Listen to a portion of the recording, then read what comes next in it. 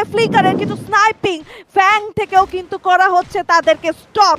ফ্যাংও কিন্তু আটকে গিয়েছেন এই মুহূর্তে এক ফ্লিকারের স্নাইপারের শটসে।